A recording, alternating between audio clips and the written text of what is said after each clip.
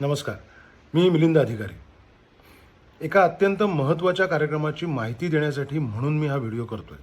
तेव्हा जरा नीट लक्ष देऊन ऐका. आपल्या सगळ्यांना माहिती आहे की 21व्या शतकात भारतात डिजिटल क्रांती झाली आणि सेलफोनचा म्हणजेच मोबाईलचा वापर प्रचंड प्रमाणात वाढला. तो इतका वाढला की आता जगण्यातल्या छोट्या-छोट्या गोष्टींसाठी आपण मोबाईलवर अवलंबून असतो. लहान मुलांच्या सुद्धा हातात मोबाईल आले. कारण कोविड काळात शाळा बंद होत्या. कोविडनंतर जगरहाटी पुन्हा पूर्ववत झाली, पण मुलांच्या हातातले मोबाईल मात्र त्यांच्या हातातच राहिले. आता कसं आहे, नाण्याच्या 2 बाजू असतात असं म्हणतात. त्याचप्रमाणे या मोबाईलचे फायदे आहेत, तसेच गैरफायदेसुद्धा आहेत. ज्याला सायबर क्राईम असं म्हणतात.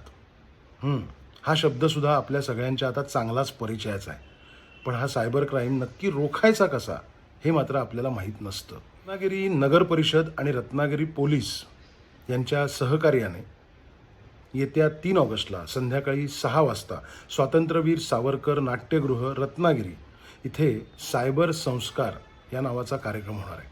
हा कार्यक्रम घेणार आहेत डॉक्टर अक्षय फाटक. तुम्हा सगळ्यांना माहिती असेलच की गेल्या महिन्यात माझे दोन्ही सोशल मीडियाचे अकाउंट हॅक झाले होते. तेव्हा या डॉक्टर अक्षय फाटकांनीच मला मदत केली आणि माझे दोन्ही सोशल मीडियाचे अकाउंट पुन्हा रिकवर करून दिले. त्यासाठी मुळात त्यांचे धन्यवाद. आणि आपल्या सगळ्यांना आवाहन की जर आपल्याला हा सायबर क्राईम नक्की रोखायचा कसा याबद्दलची माहिती हवी असेल, आवर्जून जा या कार्यक्रमाला. धन्यवाद.